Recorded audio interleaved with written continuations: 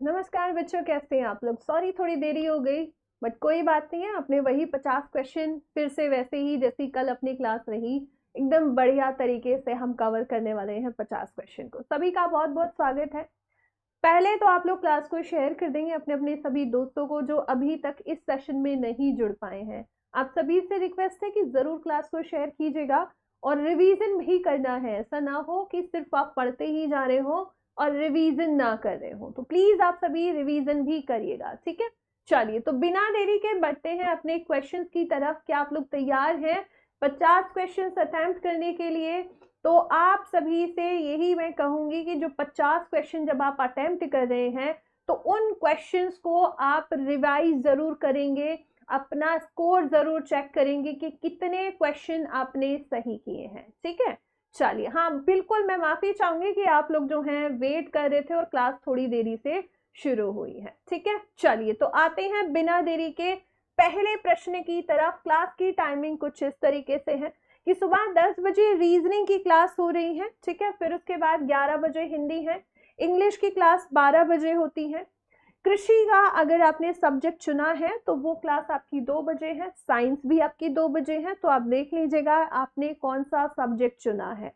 और जीएस जो है सभी को पढ़ना है और जीएस की क्लास आपकी 3 बजे होगी, ठीक है। चलिए, तो बढ़ते हैं और आते हैं बिना देरी के पहले प्रश्न की तरफ। पहला क्वेश्चन है आपका, कल भी हमने क्वेश्चन पढ़ा था धौलावीरा को लेकर। कल हमने 2025 का क्वेश्चन पेपर सॉल्व किया था, आज है 2024 का क्वेश्चन पेपर, ठीक है। तो देखिए क्वेश्चन कितने जो है सिमिलर आ रहे हैं टॉपिक से। चलो, तो पहला क्वेश्चन है यहाँ पर, ये बताइए कि क्या दिया है। पुरातात्विक स्थल है सुरकोटडा, ये किस राज्य में स्थित है। राजस्थान, पंजाब, बिहार या गुजरात हो जाएगा। तो इसमें क्या आंसर करेंगे हम, ऑप्शन डी कर देंगे, गुजरात कर देंगे, है ना। और जब हम इस प्लेस की बात करते हैं कि इसकी खोज किसके द्वारा की गई थी, तो 1964 की बात है। खोज की गई थी जगपति जोशी जी के द्वारा, है ना। तो एक क्वेश्चन जरूर आना है इन पुरातात्विक स्थलों से, है ना। पुरातात्विक स्थलों से प्रश्न जरूर आएगा और रिवीजन करके रखेगा। बिल्कुल हड़प्पा कालीन स्थलों से प्रश्न आने वाला है। पिछले पेपर में भी हमने पढ़ा और आज के क्वेश्चंस में भी पहला क्वेश्चन हमने देखा है, ठीक है। तो चाहे तो यहां से आपका क्वेश्चन यहां से आ सकता है, ऐसे भी आ सकता है। तो कल हमने धौलावीरा पढ़ा था, याद है आप लोगों को। धौलावीरा से कल क्वेश्चन पढ़ा था, आज सुरकोटडा से पूछ लिया है। हो सकता है कल किसी और उससे जो है पूछ लिया जाए प्रश्न, किसी और हड़प्पा कालीन स्थल से क्वेश्चन आ जाए। हो सकता है कालीबंगा से पूछ ले, हो सकता है लोथल से पूछ ले, है ना। हो सकता है किसी और प्लेस से पूछ ले। इसीलिए जो स्थान हड़प्पा कालीन है उनसे प्रश्न आने वाला है। उनकी खोज किसने की है, कब की है और वो स्थान किस राज्य में है, यहाँ से प्रश्न जरूर आएगा, ठीक है। अगले प्रश्न की तरफ बढ़ते हैं। अगला प्रश्न क्या है, निम्न में से किस वेद को कर्मकांड वेद कहा जाता है, कर्मकांड ग्रंथ के रूप में जाना जाता है। मतलब के यज्ञ के विधि विधान कहाँ लिखे गए हैं, है ना। तो यदि हम बात करें, क्या दिया है, ऋग्वेद दिया है, सामवेद, यजुर्वेद और अथर्ववेद। ऋग्वेद सबसे पुराना हमारा वेद हो जाएगा, है ना। सबसे पुराना वेद कौन सा है, इस तरीके से प्रश्न पूछा गया है। यदि हम अथर्ववेद की बात करें तो ये जो है आपका सबसे नवीन है, सबसे नवीन वेद ये आपका हो गया। इसके अलावा जब हम बात करते हैं सामवेद की तो ये संगीत से जुड़ा हुआ है ना। संगीत का जनक जो है इसे हम कहेंगे। और यहाँ आंसर क्या आ जाएगा, यहाँ पर आ जाएगा यजुर्वेद, है ना। आंसर क्या आएगा, ऑप्शन ए आ जाएगा। और क्लास को बिल्कुल शेयर करते रहिए सभी लोग, ठीक है। तो आंसर आ गया यहाँ पर ऑप्शन ए यजुर्वेद। क्वेश्चन ऐसे भी पूछा गया है, सबसे पुराना वेद आप बताइए, ठीक है। क्वेश्चन कहीं से भी बन सकता है, क्वेश्चन बन सकता है गद्य और पद्य में, दोनों तरीके से लिखा हुआ जो वेद है वो कौन सा हो सकता है। तो क्या आंसर आप करेंगे बताओ जल्दी से। अगर ये पूछ लिया जाए कि गद्य और पद्य दोनों में लिखा हुआ जो वेद है वो कौन सा हो जाता है, तब हम क्या कहेंगे, यजुर्वेद कहेंगे, ठीक है, इस तरीके से भी प्रश्न आपके लिए बन सकता है। ठीक है, चलिए अगले क्वेश्चन की तरफ बढ़ेंगे। क्वेश्चन नंबर 3 है, इसमें पूछा है आर्य संस्कृति के सर्वोच्च काल में गंगा घाटी के जनपद जो संख्या में कितने थे जो बाद में महाजनपद बन गए थे। तो जब हम आर्यों को पढ़ते हैं, वैदिक सभ्यता पढ़ते हैं, वैदिक धर्म का हम पढ़ते हैं, उसके बाद जब हम आगे बढ़ते हैं तो उसके बाद क्या इमर्ज हुए थे, 16 महाजनपद, है ना, 16 महाजनपद हम पढ़ते हैं। तो उन्हीं से प्रश्न पूछा गया है कि 16 महाजनपद मतलब जनपद महाजनपदों की संख्या कितनी होगी। तो जब हम वैदिक धर्म पढ़ते हैं, वैदिक सभ्यता हम पढ़ते हैं, तो वहां पर सबसे छोटी इकाई हुआ करती थी जन बाद में थोड़े से बड़े होते हैं और ये क्या बनते हैं, जनपद बन जाते हैं। फिर उसके बाद जनपद से और बड़े क्षेत्र में जो है विस्तार होता है और यहाँ से बनता है महाजनपद। और इन्हीं की संख्या आपसे पूछी गई है, क्या आंसर करेंगे, ऑप्शन ए कर देंगे। और जब इन महाजनपदों में सबसे शक्तिशाली आपसे पूछा जाता है कि महाजनपदों में सबसे शक्तिशाली कौन सा था, तब हम क्या कहेंगे, मगध, है ना, यही पढ़ते हो ना आप लोग। तो सबसे शक्तिशाली जो महाजनपद था वो कौन सा हो जाएगा, मगध हो जाएगा। और मगध पर कई सारे शासकों का शासन हम आगे पढ़ते हैं, है ना, यहीं पर नंद वंश का अंत करके मौर्य साम्राज्य आता है। तो ये वेरी वेरी इंपॉर्टेंट रहेगा महाजनपद में भी और महाजनपद के बाद भी। ठीक है, वेरी गुड, बहुत अच्छे, सभी का आंसर एकदम बढ़िया आ रहा है। संख्या याद रखनी है, सबसे शक्तिशाली कौन सा था वो भी आपको याद रखना है। इनके बारे में जानकारी कहाँ से मिलती है कि एक समय पर महाजनपद हुआ करते थे, तब हम कहेंगे कि महाजनपदों की जानकारी हमें 2 ग्रंथों से मिलती है। एक कौन सा है, एक हम कहेंगे बौद्ध धर्म का कौन सा ग्रंथ है, बताओ जल्दी से। तो बौद्ध धर्म का अंगुत्तर निकाय, बौद्ध धर्म का अंगुत्तर निकाय है, यहां से जानकारी मिलती है। और दूसरा हम कहेंगे, दूसरा कौन सा हो जाएगा, तो दूसरा हो जाता है भगवती सूत्र, भगवती सूत्र जो कि जैन धर्म से रिलेट करता है। तो प्रश्न यहां से भी पूछा जा सकता है कि महाजनपदों के बारे में बौद्ध धर्म के किस ग्रंथ से जानकारी मिलती है और जैन धर्म के किस ग्रंथ से महाजनपदों के बारे में जानकारी मिलती है। ठीक है, अगले क्वेश्चन की तरफ बढ़ते हैं। बिल्कुल एकदम बेटा, इस क्लास में आपका जीएस कवर हो रहा है, तो एग्जाम आपका इस लेवल का कोई भी होगा तो बिल्कुल आप प्रैक्टिस कर सकते हो। ठीक है, अगले क्वेश्चन की तरफ बढ़ते हैं। अगला है दिगंबर संप्रदाय इनमें से किस धर्म से रिलेट है। तो जब मगध में पड़ा था अकाल, भीषण अकाल, पढ़ा होगा आप लोगों ने, तो मगध में क्या होता है भाई, मगध में पड़ता है भीषण अकाल, है ना। और इस भीषण अकाल के बाद कुछ चले जाते हैं कहाँ, दक्षिण भारत की तरफ, कुछ वहीं रुक जाते हैं। इस तरीके से क्या होता है, बौद्ध धर्म था कि जैन धर्म था, आंसर आया है सभी का जैन धर्म, बिल्कुल, है ना। तो जैन धर्म बट जाता है, किस वजह से, भीषण अकाल के कारण। अब ये जो भीषण अकाल आया था ये कब आया था, इसके बारे में भी पूछा जा सकता है। 300 ईसा पूर्व जो है ये भीषण अकाल आया था। अब इस भीषण अकाल के बाद हमने पढ़ा जैन धर्म 2 भागों में बट गया। एक क्या था, दिगंबर बना, है ना, और एक क्या बना, श्वेतांबर बना। श्वेत वस्त्र धारण करने वाले श्वेतांबर है और जो नग्न अवस्था में रहते हैं वो कौन है, वो दिगंबर है। ठीक है, अगले प्रश्न की तरफ आते हैं। क्वेश्चन नंबर 5 पर बढ़ेंगे। निम्नलिखित में से कौन सा बौद्ध धर्म से संबंधित एक पवित्र ग्रंथ है। तनख दिया है, आगम है, हदीस है और त्रिपिटक हो जाएगा। चलिए, बहुत ही अच्छा प्रश्न है। और जैन धर्म बौद्ध धर्म दोनों ऐसे टॉपिक हैं, हर एग्जाम में क्वेश्चन आता है। आप कोई भी एग्जाम देने जा रहे हैं, जब हम हिस्ट्री पढ़ते हैं तो यहाँ से प्रश्न जरूर आता है, कहीं से भी पूछ लेगा, या तो संस्थापक पूछ लेगा, या उनकी शिक्षाएं पूछी जा सकती हैं, या उनकी रचनाएं पूछी जा सकती हैं। इसीलिए पूरा तैयार करके आपको जाना है। हम क्या कहेंगे, ऑप्शन डी को कह देंगे कि त्रिपिटक है ना। और ये जो है संकलन है 3 रचनाओं का। वो 3 रचनाएं कौन कौन सी हो जाएंगी, तो एक है विनय पिटक, एक है विनय पिटक, दूसरा कौन सा हो जाएगा, दूसरा है सुत पिटक, ठीक है, और तीसरा हो जाता है अभिधम्म पिटक। तो प्रश्न यहां से भी बन सकता है, ठीक है। बिल्कुल आंसर आ गया है सभी का, एकदम बढ़िया। और क्लास को शेयर भी करते रहिएगा। अगले प्रश्न पर आते हैं, इनमें से किसकी मृत्यु चौगान खेलते समय हुई थी। चौगान जिसे हम वर्तमान का पोलो कहते हैं, है ना, पोलो देखते हो आप लोग, तो घोड़े से गिरकर इसकी मृत्यु हो जाती है। कौन सा ऐसा शासक था, कुतुबुद्दीन ऐबक है, फिरोज शाह तुगलक है, अलाउद्दीन खिलजी या इल्तुतमिश हो जाएगा। ये भी अच्छा प्रश्न है। जब हम मध्यकालीन भारत में दिल्ली सल्तनत पढ़ते हैं तो उस समय यहाँ से क्वेश्चन जरूर आता है।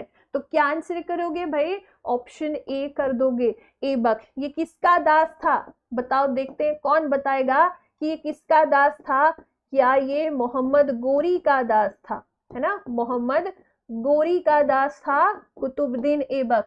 इसके जो है मकबरे से भी क्वेश्चन पूछा जाता है कि इसका मकबरा कहाँ है ना, पढ़ा होगा आप लोगों ने, जल्दी से बताएंगे तो कहाँ बताओगे कि लाहौर में इसका मकबरा है ना। और इसकी मृत्यु किस वर्ष हुई थी, अगर ये पूछ लिया जाए तब हम क्या कहेंगे कि 1210 ईस्वी में होगा कि ईसा पूर्व हो जाएगा, तब हम कहेंगे 1210 ईस्वी में कुतुबुद्दीन ऐबक की मृत्यु चौगान खेलते समय घोड़े से गिरने के कारण होती है। ये मोहम्मद गोरी का दास था, है ना, या गुलाम था। और इसका मकबरा कहाँ पर है, लाहौर में है, ठीक है। अगले प्रश्न की तरफ आते हैं।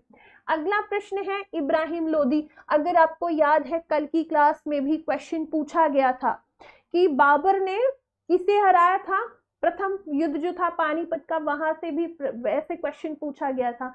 अब क्वेश्चन थोड़ा घुमा कर पूछा है ना, तो इसका मतलब है बाबर से भी प्रश्न आने वाला है, मुगल वंश से भी प्रश्न आएगा। तो हो सकता है बाबर से पूछ ले, हो सकता है भाई आपसे युद्ध पूछ ले, या हो सकता है आपसे अकबर पूछ ले। तो थोड़ा सा दिल्ली सल्तनत भी पढ़नी है और मुगल वंश को भी पढ़कर जाना है ना। ये क्वेश्चन हमें बताते हैं कि हमारे लिए जो इम्पोर्टेंट टॉपिक्स हैं उन पर हमें अच्छे से कमांड रखनी है। चलो इसका आंसर आ जाए जल्दी से, बिल्कुल बाबर हो जाएगा यहाँ पर, है ना। और कल हमने इसके बारे में क्या पढ़ा था कि मुगल वंश की नींव जो है ये डालता है, मुगल वंश की नींव रखी गई भारत में इसके द्वारा। इसके द्वारा एक नीति भी फॉलो की गई थी, तोपों का प्रयोग पहली बार यहाँ पर देखने को मिलता है, प्रथम बार प्रयोग किया गया था। और एक नीति और अपनाई थी, उस नीति को क्या कहते हैं, तुलुगमा नीति, है ना, जिसमें सेना को टुकड़ियों में भी बांट दिया जाता है ना। चलिए वेरी गुड, बहुत अच्छे बेटा। 1526, 1556 और 1761 तीनों जो है आंसर आ गए हैं। चलिए बहुत अच्छी बात है। अगले प्रश्न की तरफ बढ़ते हैं। अगला प्रश्न किससे रिलेटेड है कि किसे जीतने के बाद या कौन से युद्ध में जीतने के बाद बाबर ने अपने आप को गाजी मान लिया था। गाजी मानना मतलब अपने आप को उपाधि के रूप में, है ना, उपाधि अपने आप को दी थी, गाजी की उपाधि। तो क्या आंसर यहाँ पर होगा, जल्दी जल्दी आंसर भी आते रहना चाहिए सभी का। बहुत अच्छे, आंसर भी आ गया है भाई, काबुल का युद्ध था। कौन सा होना चाहिए भाई, काबुल नहीं होगा, पानीपत नहीं होगा, खानवा है कि घाघरा है। देखते हैं कौन सबसे पहले इस क्वेश्चन का आंसर करेगा। चलो इसमें तो भाई आप लोगों का ABCD हो गया है। ABCD क्यों हो रहा है, हाँ इतना बढ़िया प्रश्न है। खानवा का युद्ध बिल्कुल सही। अच्छा डेट बता दो जरा, कौन सी डेट पर किसके साथ था, क्या राणा सांगा होंगे या अरे घाघरा कौन कौन कर रहा है भाई, खानवा खानवा खानवा, बहुत अच्छे, वेरी गुड, बिल्कुल खानवा का युद्ध हो जाएगा। अच्छा खानवा का युद्ध कब हुआ था, अगर आपसे डेट पूछ ली जाए तब आप क्या आंसर करोगे, तब हम कहेंगे कि प्रथम पानीपत का प्रथम युद्ध तो 1526 में हो गया था, जिसमें लोदी को इसने हराया था, है ना। अब यहाँ पर खानवा का जो युद्ध है जो कि हुआ था कब, 17 मार्च, और डेट क्या रखेंगे 1527, अगला ही युद्ध था खानवा का। और इसमें एक तरफ कौन था, बाबर था, और दूसरी तरफ कौन आ जाएगा, जल्दी से बताएंगे, क्या मेवाड़ के राणा आ जाएंगे, मेवाड़ के राजा है राणा सांगा, है ना। इनको हराने के बाद जो है क्या करता है, अपने आप को गाजी की उपाधि धारण करेगा। साथ ही में बाबर ने यहाँ पर राणा सांगा के खिलाफ जिहाद का नारा भी दिया था, है ना। हो सकता है प्रश्न यहाँ से पूछ ले कि जिहाद का नारा कौन से युद्ध में किसके खिलाफ दिया था, ठीक है। चलिए, तो आंसर क्या आ जाएगा, खानवा आ जाएगा, ऑप्शन हो जाएगा सी। अगले प्रश्न पर बढ़ेंगे। क्वेश्चन नंबर 9 है कि बाबर की आत्मकथा। देखो बाबर कितना इंपॉर्टेंट हो गया, है ना। बाबर कितना इंपॉर्टेंट हो गया बेटा यहाँ पर कि बाबर से एक ही वर्ष में 3 प्रश्न हमने देख लिए हैं। तो तीसरा प्रश्न है बाबर से, पहला तो इब्राहिम लोदी, दूसरा गाजी की उपाधि, और तीसरा आ गया यहाँ पर कौन सा वाला, ये आ गया इसकी आत्मकथा को लेकर। तो क्या दिया है, बाबर नामा जो आत्मकथा है। हो सकता है अगले साल, अगले पेपर में, इस वाले साल में पेपर में बाबर की आत्मकथा पूछ ले।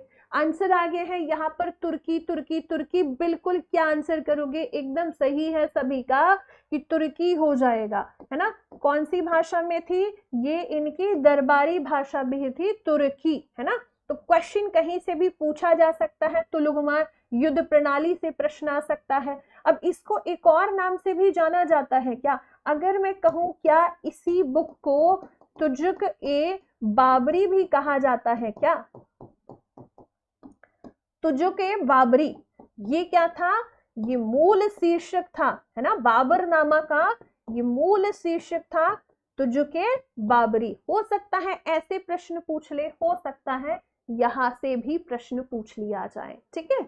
चल अगले क्वेश्चन की तरफ बढ़ते हैं। क्वेश्चन नंबर 10 है, निम्नलिखित में से किसका निर्माण सम्राट अकबर ने नहीं कराया। अब देखो अकबर से भी प्रश्न है, इसका मतलब मुगल वंश तो भाई अच्छे से पढ़ के जाना है। 2 शासक तो जरूर पढ़ने हैं, कौन कौन से, एक तो अकबर, एक तो बाबर।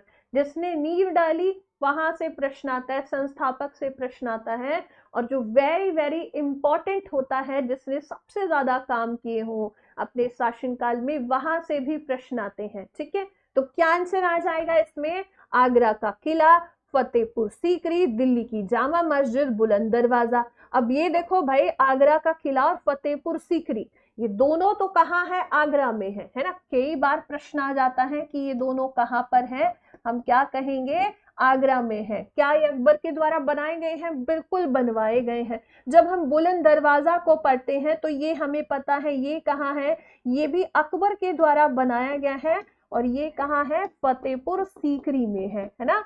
और अब आंसर क्या करेंगे कि जो दिल्ली की जामा मस्जिद है इसे नहीं बनवाया था, इसे किसने बनवाया है, तब हम क्या कहेंगे, इसे शाहजहां के द्वारा बनवाया गया है, अकबर ने नहीं बनवाया, ठीक है। आंसर क्या आ जाएगा, सी हो जाएगा, ठीक है। अगले प्रश्न पर बढ़ते हैं। क्वेश्चन नंबर 11 है, चिलियावाला युद्ध कब लड़ा गया था। अब देखो युद्धों से क्वेश्चन आते हैं। 1857 की क्रांति के आसपास जो युद्ध हुए थे, जो विद्रोह थे, किसान विद्रोह थे, वहां से प्रश्न आते हैं, है ना। इसके अलावा कर्नाटका युद्ध से प्रश्न आ जाते हैं। इसके अलावा और भी आंग्ल मराठा, आंग्ल सिख युद्ध है, यहाँ से भी प्रश्न आ जाते हैं। तो वैसा ही प्रश्न जो है यहाँ पूछा गया है चिलियावाला युद्ध के बारे में। इसका क्या आंसर करें, क्या ऑप्शन सी को कर दे, 1849 की बात है। क्या इसे हम सेकंड मतलब कि द्वितीय आंग्ल सिख युद्ध कह सकते हैं। आंग्ल सिख युद्ध है ये दूसरे नंबर का, जो कि 1848 से 1849 के बीच में लड़ा गया था। लेकिन अब डेट एक ही है इनमें से, तो हम सी के साथ आगे बढ़ जाएंगे कि 1849 की बात है। और इसमें हम देखते हैं कि ब्रिटिशों की तरफ से, एक तरफ कौन है, ब्रिटिश है ना, और ब्रिटिशों की तरफ से कौन लड़ रहा था, तो यहाँ हम कहेंगे गौफ था, ठीक है। और जब हम सिखों की बात करते हैं, यहाँ कौन है, गौफ है। जब हम सिखों की बात करते हैं तो इस तरफ से कौन आते हैं, तो सरदार शेर सिंह है, सरदार शेर सिंह है जो इधर से युद्ध लड़ रहे थे। अब इसमें जीता कौन था, ये अनिर्णायक रहा, इसमें कोई नहीं जीता, है ना, इसमें कोई भी नहीं जीता था, ठीक है। अगले प्रश्न की तरफ आएंगे। क्वेश्चन नंबर 12 है, पूछा है राजपूत राजवंश के अनंगपाल तोमर ने कौन सा जो है शहर बसाया था, किसकी स्थापना यहाँ की थी। ये भी अच्छा प्रश्न है। देखो मध्यकालीन भारत से कल की क्लास में हमने कुछ प्रश्न देखे थे, आज कुछ ज्यादा ही देखने को मिल रहे हैं, है ना। चलिए क्या आंसर होगा यहाँ पर, तो ये जो अनंगपाल है इनके द्वारा क्या बसाया गया है, तो यहाँ हम कहेंगे कि भाई दिल्ली की स्थापना की गई है। अब इन्होंने जब दिल्ली को बसाया था तो दिल्ली का क्या नाम दिल्ली ही था, तो इन्होंने इसे ढिल्ली का करके, है ना, क्या नाम दिया था, ढिल्ली का। ऐसे यूं यूं ऐसे लिखा हुआ था ढिल्ली का, दिल्ली नहीं था, ढिल्ली का करके इन्होंने बसाया था। किस वर्ष बसाया था, तो 736 ईस्वी में जो है स्थापना की गई थी अनंगपाल के द्वारा। अनंगपाल तोमर है और दिल्ली में दिल्ली की स्थापना ढिल्लिका के नाम से इन्होंने की थी। ठीक है, अगला प्रश्न पर बढ़ते हैं। क्वेश्चन नंबर 13 है। क्लास को शेयर भी करते रहिए, खुद भी बने रहिए और 50 प्रश्नों के बाद आपको देखना है कि कितने प्रश्न सही हुए हैं। जहां पर भी गलती हो उस टॉपिक को फिर से रिवाइज करेंगे। मान लो आपका जो शुरुआत में क्वेश्चन थे, हड़प्पा से क्वेश्चन था, वो गलत हुआ, उसके लिए क्या करोगे, टॉपिक पर जाओगे, टॉपिक को रिवाइज करोगे, क्योंकि हर दिन ऐसा क्वेश्चन आप देखोगे, है ना, क्योंकि हम एग्जाम्स के प्रीवियस ईयर क्वेश्चन पेपर्स को यहाँ डिस्कस कर रहे हैं। तो ये क्वेश्चन पेपर आपको बता देंगे कि आपके कौन से टॉपिक अच्छे हैं और कौन से टॉपिक अच्छे नहीं हैं। जो अच्छे नहीं हैं उन्हें रिवाइज कर लेंगे, है ना। अगले प्रश्न पर आते हैं कि 1505 की बात है, भारत के पहले पुर्तगाली वायसराय द्वारा किस किले का निर्माण कराया गया था। क्वेश्चन कितना बढ़िया है। कल तो हमने पुर्तगाली जो पहला यहाँ पर पुर्तगाली यात्री था वास्को डी गामा, उसके बारे में प्रश्न देखा था। आज यहाँ पहले पुर्तगाली वायसराय की बात की गई है। तो पहला प्रश्न तो ये बनता है कि पहला पुर्तगाली वायसराय कौन था, क्योंकि नाम तो यहाँ कुछ दिया नहीं है, है ना। तो ये बताओ पहले तो आप लोग कि प्रथम पुर्तगाली ये जो वायसराय है ये है कौन, जिसके द्वारा यहाँ पर एक किले की बात की जा रही है। सेंट एंजेलो फोर्ट है, सेंट थॉमस फोर्ट है, फोर्ट इमैनुअल है या फोर्ट सेंट डेविड हो जाएगा। तो अब पहला प्रश्न तो यही बनता है कि ये है कौन जिसके बारे में हम पढ़ रहे हैं। तो क्या आंसर करेंगे, ऑप्शन ए को कर देंगे, है ना। सेंट एंजेलो फोर्ट है जिसको किसने बसाया है, पहला पुर्तगाली कौन हो जाएगा, अल्मीरा को आंसर करूं या किसी और को करूं। अब ये है कहां पर, तो ये केरल में था, है ना। केरल की बात हम कर रहे हैं और केरल में भी कबूर नगर करके कबूर नगर है जहां पर इसे बसाया गया था और बाद में ब्रिटिश इस पर कब्जा कर लेते हैं। अब यहाँ पर एक प्रश्न ये पूछा गया है कि वायसराय का नाम क्या है, तब हम क्या करेंगे, फ्रांसिस्को डी अल्मीड़ा, है ना। क्या आंसर कर देंगे, फ्रांसिस्को डी अल्मीड़ा है जिसके द्वारा ये पहला जो फोर्ट है, मतलब इस किले का निर्माण इसने करवाया था। ठीक है, बहुत अच्छे, सभी का आंसर एकदम बढ़िया। बंगाल का नवाब, अब देखो बंगाल के नवाब के बारे में हमने कल भी पढ़ा था, अगर आपको याद है तो प्लासी के युद्ध के बारे में पूछा गया था कि कौन सा युद्ध था या प्लासी का युद्ध किस वर्ष हुआ था जिसमें नवाब सिराजुद्दौला हार गया था, है ना। अब इसमें बताएंगे आप लोग जल्दी से कि क्या पूछा है। यहाँ पर भी भाई प्लासी की लड़ाई के बारे में पूछा है, कल भी यही हुआ था। तो एक तरफ थे ब्रिटिश, है ना, एक तरफ थे ब्रिटिश की तरफ से कौन था, रॉबर्ट क्लाइव था, और एक तरफ था नवाब। अब नवाब को धोखा दे देता है उसका सेनापति, जिसका नाम क्या है, हो सकता है सेनापति का ही नाम पूछ लिया जाए कि नवाब के किस सेनापति ने उन्हें धोखा दिया जिसकी वजह से वो प्लासी का युद्ध हार गए थे।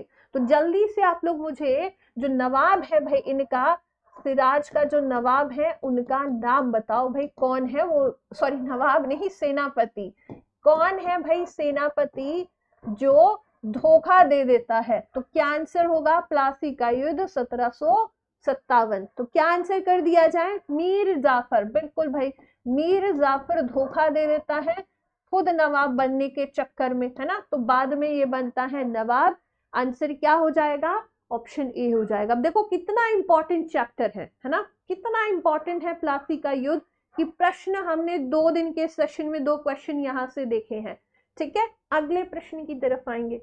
अगला है, भारत की स्वतंत्रता से पहले सबसे बड़ा सामंती राज्य कौन सा हुआ करता था? 1857 की बात नहीं हो रही है यहाँ पर, यहाँ 1947 की बात हो रही है। अब जिसे हमने अपोलो ऑपरेशन के तहत शामिल किया था भारत में, याद आ जाएगा आपको, है ना?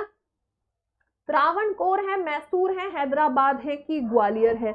तो क्या आंसर आप करोगे भाई? ऑपरेशन अपोलो जो कि वर्ष 1948 में चलाया गया था, ऑपरेशन अपोलो, ऑपरेशन अपोलो चलाकर इसे भारत में शामिल किया गया था, है ना? देश का एकीकरण जब हो रहा था तो हैदराबाद जो है, जो यहाँ पर शासक था, वो मना कर देता है कि भाई हम शामिल नहीं होंगे, और भारतीय संघ में से शामिल किया गया था ऑपरेशन अपोलो के तहत। ठीक है, अच्छा क्वेश्चन है। अगले क्वेश्चन की तरफ आएंगे, 16 नंबर है। एक और क्वेश्चन है भाई ईस्ट इंडिया कंपनी के बारे में, कि 1791 में ईस्ट इंडिया कंपनी के रेजिडेंट जोनाथन डंकन ने हिंदू कानून और दर्शन के अध्ययन के लिए कौन सा कॉलेज शुरू किया था? ठीक है, संस्कृत है, हिंदी है, तमिल या अंग्रेजी? कल हमने पढ़ा था BHU के बारे में, इसका मतलब है एक प्रश्न जो है इस समय से पूछा जा सकता है। तो ये तो हमने पढ़ा 1916 में मदन मोहन मालवीय जी के द्वारा, पंडित मदन मोहन मालवीय जी के द्वारा स्थापना की गई थी। अब यहाँ एक और कॉलेज से प्रश्न आया है, आंसर आ रहा है सभी का संस्कृत होगा, संस्कृत होगा, बहुत अच्छे। तो 1791 में जोनाथन डंकन है जिनके द्वारा संस्कृत, हिंदू कानून और दर्शन के अध्ययन के लिए ये संस्कृत कॉलेज जो है शुरू किया गया था। ठीक है, तो प्रश्न कैसे भी पूछा जा सकता है। तो बनारस में ये कहाँ स्थापित किया गया था? अगर जगह पूछ ली जाए तब हम क्या कहेंगे कि हम बात कर रहे हैं भाई बनारस के संस्कृत कॉलेज की। ठीक है, अगले प्रश्न पर आएंगे। समाचार पत्र बंगाल गजट 1780 में भारत का पहला समाचार पत्र था, इसके संस्थापक कौन थे? जब ये बंद हो गया 1782 में, तो भारत का दूसरा समाचार पत्र कौन सा था? यहां से भी प्रश्न आ सकता है। तो क्या दिया है? GK गोखले हैं, GA हिक्की जी हो जाएंगे, BG तिलक होंगे या एनी बेसेंट हो जाएंगी। अब ये जो है बंद भी होता है, कब बंद होता है? 1782 में इसे बंद कर दिया गया। ठीक है, और अब दूसरा जो है समाचार पत्र आएगा, तो क्या आंसर आएगा यहाँ पर? देखते हैं कौन आंसर करेगा। ऑप्शन आपका B हो जाएगा, है ना? GA हिक्की जी हैं जिनके द्वारा भारत का पहला समाचार पत्र, जिसका नाम, अब देखो पहला टर्म जब अपने आप जुड़ता है तो वो चीज अपने आप ही इंपॉर्टेंट हो जाती है।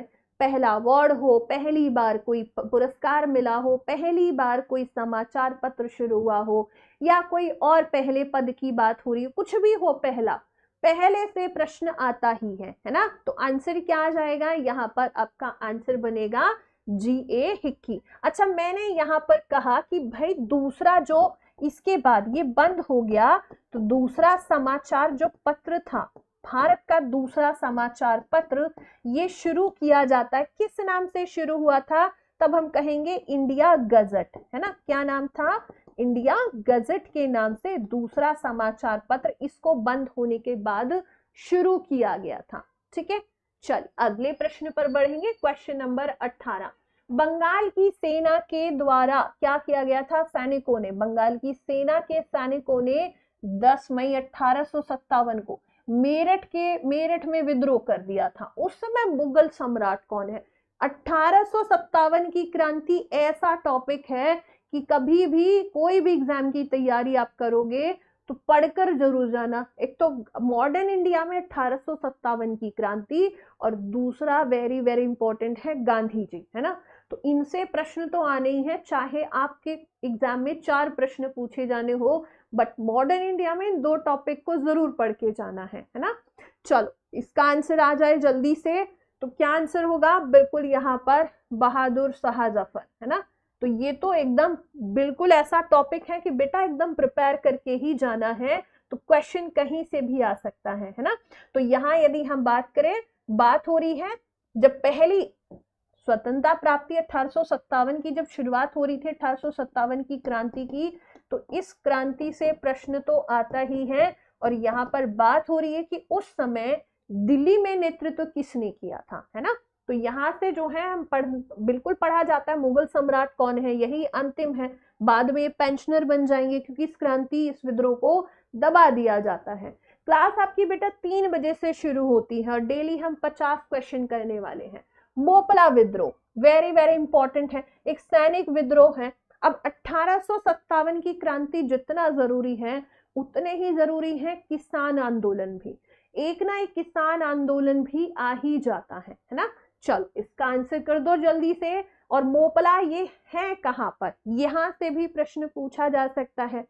जब हम बात करते हैं इस विद्रोह की तो ये जमींदारी के खिलाफ था, है ना। मुसलमान किसानों के द्वारा इसे शुरू किया गया था क्योंकि हिंदू जमींदार जो हैं उच्च लगान उनसे वसूलते थे और ये एक किसान आंदोलन था। नाम है मोपला। कहां से होगा ये बताओ जल्दी से। 1917 आंसर आ रहा है सबका, श्योर हो भाई 1917 वालों।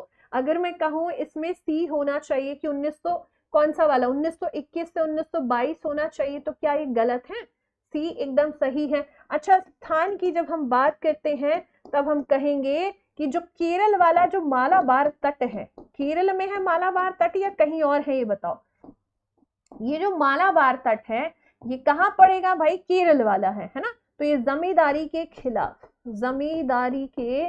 खिलाफ शुरू किया गया था। जमींदार कौन थे? जमींदार हिंदू थे और जो किसान वर्ग था वो मुस्लिम वर्ग से था। इस वजह से क्या होता है, इस वजह से यहाँ पर अब उच्च लगान, अब ज्यादा लगान वसूलोगे तो कोई भी होता, चाहे वो मुस्लिम है चाहे हिंदू है, हर कोई उस समय विद्रोह कर रहा था, है ना। तो आंसर क्या जाएगा, ऑप्शन सी होगा। स्थान याद रखना है कि केरल का जो मालाबार तट है, वेरी वेरी इंपॉर्टेंट, कई बार डेट पूछ लेता है कि ये कब हुआ था, डेट मैच कर दो। इस तरीके से भी प्रश्न आता है कि मालाबार, जैसे अभी पूछा है ऐसे ही मालाबार सामने दे देगा या मोपला दे देगा। मोपला विद्रोह ये वाली डेट है, मोपला विद्रोह ये वाली डेट है ना। ऐसे करके भी दिया जा सकता है। चलिए अगले क्वेश्चन की तरफ बढ़ते हैं। अगला है मुंबई में प्रार्थना समाज की स्थापना किस वर्ष में की गई। अभी तक देखो भाई 20 प्रश्नों पर हम आ चुके हैं और ये 20 प्रश्न आपके हिस्ट्री से ही थे, तो हिस्ट्री बढ़िया तरीके से प्रिपेयर करके जानिए, आपको हर साल क्वेश्चन आ रहा है, ठीक है। अब देखो क्या दिया है, 1897 है, 1557 है, 1667 है, 1867।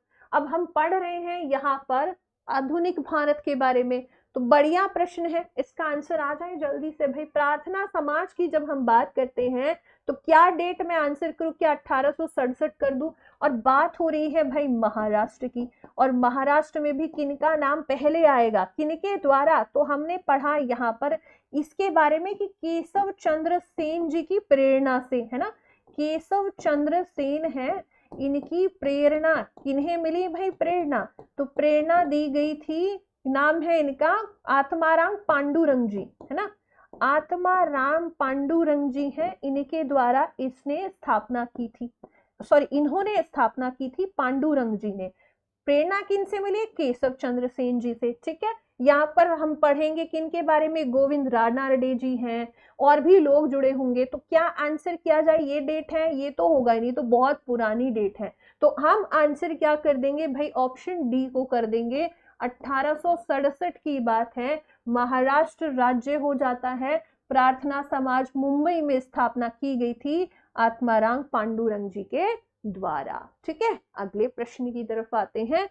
अगला क्या कहता है, सर विलियम जोन्स ने एशियाटिक सोसाइटी ऑफ बंगाल, ध्यान से पढ़ना, ये एनी बेसेंट जी वाली है या कोई और होगी, कंफ्यूज हो गए थे तो रिवीजन में कमी है। अगर कभी भी कंफ्यूज हो रहे हो तो समझ जाना आपके रिवीजन में कुछ कमी है। कंफ्यूजन तभी आती है जब चीजें हमने बार बार ना पढ़ी हो, ठीक है। चलो अगले क्वेश्चन की तरफ आएंगे। बेटा इंपॉर्टेंट टॉपिक आपके पीवाईक्यू डिसाइड कर देते हैं, है ना। आपके इंपॉर्टेंट टॉपिक्स को आपके पीवाईक्यू बता रहे हैं कि हिस्ट्री से अभी हम 21वें प्रश्न पर आ गए हैं। एंशिएंट कितना इंपॉर्टेंट है, मिडाइवल में कौन कौन से, मध्यकालीन भारत में कौन कौन से टॉपिक पढ़ने हैं और मॉडर्न में कौन कौन से टॉपिक पढ़ने हैं, बिल्कुल आइडिया यहाँ से लग ही रहा है। तो क्या पूछा है, एशियाटिक सोसाइटी ऑफ बंगाल की बात हो रही है। नाम किन का है, सर विलियम जोन्स का आया है। अब डेट देखो 1748, 1784, 1848, कितना अंतर दे दिया है। तो मान लो ऐसे प्रश्न आपको नहीं आते हैं, मान लो ऐसे प्रश्न नहीं आते हैं, तो ये तो आइडिया लगा सकते हो कि भाई इस तरीके की सोसाइटीज 1748 में तो बनी ही नहीं थी, है ना। उस समय ऐसी सोसाइटीज मैटर ही नहीं करती थी। 1784 में भी हमने इस तरीके की चीजें नहीं पढ़ी है ना। तो यहाँ पहले ये दो डेट ही काट देंगे, है ना, यही दो डेट काटोगे या कोई और डेट निकाल दोगे। अब क्या आंसर यहाँ आ जाना चाहिए, तो हम कहेंगे क्या, अब देखो ये वाले समय को हटा दो क्योंकि बहुत पुराने समय की बात हो रही है 1748। अब इनमें से दो डेट या फिर ये डेट होगी, तो मैंने देखा बहुत सारे बच्चे हैं जो सी के साथ गए हैं, सी बिल्कुल सही है ना। सी क्या है, बिल्कुल सही है, 1784 की बात है। Asiatic society sir William Jones हो जाएंगे। और कहां पर स्थापित हुई है, तो अभी जो है बात की भाई हमने विलियम जोन्स के द्वारा कोलकाता में, है ना। अगर जगह भी पूछे तब हम क्या कहेंगे कि बात हो रही है कोलकाता की, ठीक है। और इसका उद्देश्य क्या था, प्राच्य शिक्षा, है ना। इसका उद्देश्य क्या था भाई, इसका काम क्या था कि प्राच्य शिक्षा को बढ़ावा देना है, प्राच्य शिक्षा को बढ़ावा देने के लिए, है ना। चलो आगे बढ़ते हैं, अगले क्वेश्चन की तरफ आते हैं। क्वेश्चन नंबर, आगे बढ़ते हैं 22 पर आते हैं। आ गया भाई आपका जो है साइंस का क्वेश्चन है ना, साइंस का क्वेश्चन है। चलो बहुत बढ़िया, आंसर आ जाए फटाफट कि सूर्य और अन्य तारों की ऊर्जा का स्रोत क्या है, कहां से ऊर्जा मिलती है, प्रकाश कहां से मिलता है। तो प्रकाश का स्रोत अलग है ना, यहाँ पर सूर्य ऑप्शन में ही नहीं है। क्या लिया है, हीलियम गैस का दहन है, नाभिकीय संलयन है, नाभिकीय विखंडन है, और हाइड्रोजन गैस के जलने से या हाइड्रोजन गैस के दहन से जो है ऊर्जा मिलती है सूर्य और अन्य तारों को। तो बताओ भाई, सूर्य तो प्रकाश और ऊर्जा का स्रोत है, लेकिन उसे ऊर्जा कहां से मिल रही है, क्या आंसर आ जाएगा। बट दो आंसर आ रहे हैं ऑप्शन, बट डी वाली कौन है भाई, ये हाइड्रोजन गैस के दहन से। कैसे पढ़ रहे हो भाई तुम साइंस, ऐसे कैसे चलेगा। तब क्या करोगे, नाभिकीय संलयन होगा, आंसर बी आ जाएगा। विखंडन में तो ऊर्जा मुक्त होती है ना। तो यहाँ ये तो नहीं होगा, हम कहेंगे कि भाई आपका ऑप्शन क्या आना चाहिए, बी आ जाना चाहिए। नाभिकीय संलयन की बात हो रही है, नाभिकीय संलयन से क्या होगा भाई, टेम्परेचर जो है बढ़ जाता है। कितना टेम्परेचर चला जाता है, तो जब हम तापमान की बात करते हैं, इसमें तापमान कितना चला जाता है, लगभग खगोलीय पिंड जो होते हैं, है ना, जो हमारे खगोलीय पिंड हैं, इनका तापमान कितना चला जाएगा, तो एक से कितना, एक से लगभग हम कहेंगे 1.5 करोड़ डिग्री, है ना। डिग्री में तापमान इतना चला जाएगा, कितना 1.5, 1 से 1.5 करोड़ डिग्री टेम्परेचर जो है हाइड्रोजन परमाणु आपस में जब संलयित होते हैं उस वजह से इतना टेम्परेचर हो जाता है, ठीक है। आंसर क्या आएगा, बी आ जाएगा। ये नहीं होगा, अब इसमें कुछ बच्चे हाइड्रोजन गैस का दहन भी कर रहे हैं। अगले प्रश्न पर आएंगे, पृथ्वी का निकटतम तारा। अब बच्चों वाला क्वेश्चन पूछा है एकदम, है ना, बच्चों वाला प्रश्न है, इसका आंसर कौन नहीं कर पाएगा। पृथ्वी का निकटतम तारा, इसका आंसर करो। आर्ट वालों को भी पढ़ना है, साइंस वालों को भी, क्योंकि बेटा आपके पेपर में पहले ही कह दिया गया है कि जो आपका पेपर 1 है ना, पेपर 1 जिसमें 50 क्वेश्चन आपके जीएस से आने हैं, है ना, 100 नंबर यहीं से आपके आएंगे, याद रखिएगा। उसके बाद दूसरा वाला जो था, इसी में एक तो ये हो गया आपका जीएस, दूसरा क्या था आपका, लैंग्वेज था, है ना। और लैंग्वेज में या तो हिंदी आपने चुना होगा या आपने इंग्लिश चुना होगा, तो ये सभी के लिए कंपलसरी है पेपर 1, चाहे आपने एग्रीकल्चर लिया है, चाहे आपने साइंस लिया है, चाहे आप कला वर्ग से आते हो, सबको पढ़ना है ये, ठीक है। क्या आंसर आ जाएगा, अब देखो क्या दिया है भाई, बेगा है, श्रवण है, सूर्य है और चंद्रमा है। क्या आंसर आया भाई, ओके, ऑप्शन सी और डी सब कर डाला है सबने, बहुत बढ़िया भाई। किसी को भी पास ले आओ, क्या कहोगे, सूर्य है, इनमें से निकटतम पृथ्वी का ये तो है ही नहीं भाई, है ना। तो क्या आंसर करेंगे हम, सूर्य कर देंगे। और किसी को कोई डाउट है तो बताओ, कितना दूर है भाई ये पृथ्वी से। तो पृथ्वी से जो दूरी पूछी जाएगी तब हम क्या कहेंगे, 15 करोड़ किलोमीटर दूर है। इतना ही तो पास है ना, इतना ही तो पास है। यहां से भी पूछा जा सकता है। अब इसमें जिसने डी किया बेटा, डी गलत है। अगले प्रश्न पर आते हैं। एक बार जो है अपने सारे जितने भी आपके ग्रह हैं, एक बार ज्योग्राफी खोलो। ज्योग्राफी में हम यही शुरुआत करते हैं, है ना, हमारे खगोलीय पिंडों सौरमंडल के बारे में हम पढ़ते हैं। ठीक है, इसका आंसर करो जल्दी से। किस अवसर पर चंद्र ग्रहण होता है? अब चंद्र ग्रहण वाली स्थिति में क्या होगा भाई, एक तरफ पृथ्वी जो है आ जाए बीच में, किसके, चंद्रमा और सूर्य के। एक तरफ है चंद्रमा और एक तरफ है सूर्य। जब सूर्य का प्रकाश चंद्रमा पर ना पड़े, क्या यही स्थिति होती है? और ये कब होता है? हमेशा पूर्णिमा को होगा। आंसर क्या आएगा? ए आएगा। जब हम सूर्य ग्रहण की बात करते हैं तो हमेशा कब होता है ये? सूर्य ग्रहण अमावस्या को होता है ना। अच्छा, स्थिति यही होगी क्या? बीच में पृथ्वी है, एक तरफ सूर्य, एक तरफ चंद्रमा है। क्या ये सही है भाई? जल्दी से बताएंगे, क्योंकि प्रश्न यहां से भी पूछा जा सकता है कि चंद्र ग्रहण की स्थिति में जब पूछा जाएगा तो चंद्रमा और सूर्य के बीच में पृथ्वी आ जाती है, ऐसे दिया जा सकता है। या पृथ्वी के बीच, पृथ्वी और सूर्य के बीच में चंद्रमा आ जाता है, ऐसे भी प्रश्न पूछा जा सकता है। तो क्वेश्चन कैसे भी पूछा जा सकता है। स्थिति आपको बिल्कुल पता होनी चाहिए कि जब पूर्णिमा की रात होती है तभी चंद्र ग्रहण होगा। पहली बात, स्थिति क्या होगी कि सूर्य का प्रकाश चंद्रमा तक ना पहुंचे, बीच में पृथ्वी आ जाए। ठीक है, अगले क्वेश्चन की तरफ बढ़ते हैं।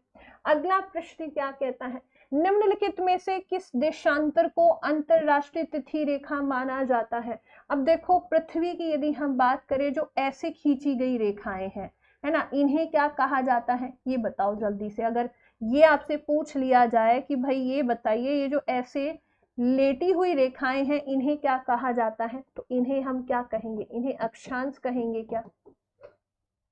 और जो ऐसे खींची गई रेखाएं हैं, जो लंबी खींची गई हैं, इन्हें क्या कहा जाता है? इन्हें देशांतर कहा जाता है ना। अच्छा, भारत के बारे में जब पूछा जाए, यहाँ आंसर क्या करोगे आप? देखो क्या दिया है, 0 डिग्री है। अब ये तो भूमध्य रेखा है ना। ये क्या है? अक्षांश रेखा है, भूमध्य रेखा है, तो ये तो होगी नहीं, है ना। अब यहाँ पर जो है अगर पूछ लिया जाए तो आंसर ऑप्शन ए होगा, 180 है ना। कौन सी अंतरराष्ट्रीय तिथि रेखा है? 180 है। जब आपसे ये पूछा जाए ये देशांतर रेखाएं क्यों खींची गई हैं, समय को देखो भाई, जब हम दुनिया की बात करते हैं तो हर जोन में, हर कॉन्टिनेंट में समय अलग अलग है। जब आपसे ये पूछा जाए कि भारत के बारे में पूछ लिया जाए, है ना, तो भारत के बारे में जब पूछा जाए तो इलाहाबाद के नैनी से ऐसे प्रश्न भी पूछा गया है कि इलाहाबाद का जो नैनी है ना, नैनी, यहां से कौन सी रेखा गुजरती है? आप लोग बताएंगे। यहां से क्या कर्क रेखा जाती है, क्या मकर रेखा जाती है, या इनमें से कोई सी नहीं जाती है, कोई और भी जाएगी? ये बताओ।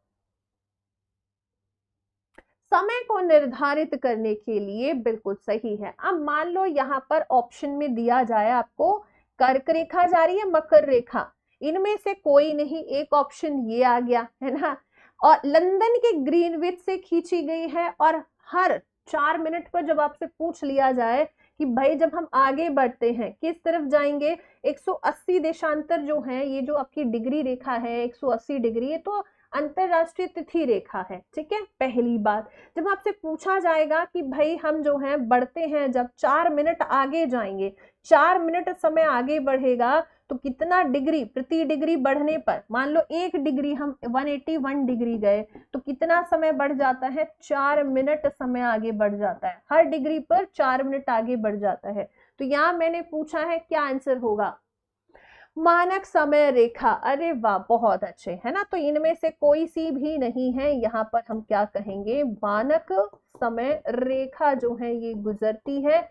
कितने डिग्री पर है ये भी बता दो भाई। तो ये कितने डिग्री? 82.5 है क्या, या कुछ और होगा? जीएमटी लाइन है। चलिए, बहुत 23 डिग्री कौन किया है बेटा? ये 23 डिग्री कैसे होगा ये बताओ। कितने यहाँ पर, जैसे हमने 180 डिग्री बात की है, या कितना करूं मैं, कितना डिग्री लिख दूं यहाँ पर? मानक समय रेखा बिल्कुल सही है, सभी का आंसर 82.5 होगा। ठीक है, चलो आगे बढ़ते हैं। भारत के दक्षिणतम बिंदु कौन सा है ये बताना है भाई। दक्षिणतम बिंदु मुख्य भूमि वाला नहीं पूछा है ना। मुख्य भूमि वाला तो ये होता, हमसे पूछा है सुदूर वाला जो यहाँ है कहीं पर, ठीक है। अब पूर्व में, पश्चिम में, उत्तर में और दक्षिण में, यहाँ पर बताओ जल्दी से, तो क्या यहाँ पर गुहार मोती कर दे? यहाँ पर ही है क्या गुहार मोती?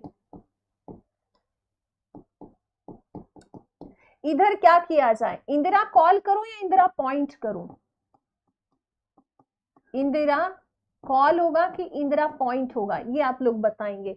इधर क्या हो जाएगा? इधर अरुणाचल प्रदेश में किबिथु होगा क्या? किबिथु।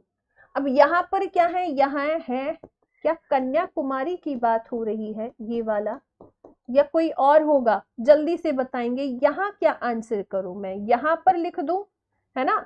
गुहार मोती तो पश्चिम हो गया, ये आपका केप कैमोरिन में हो गया। केप कैमोरिन तमिलनाडु में आ गया आपका कन्याकुमारी।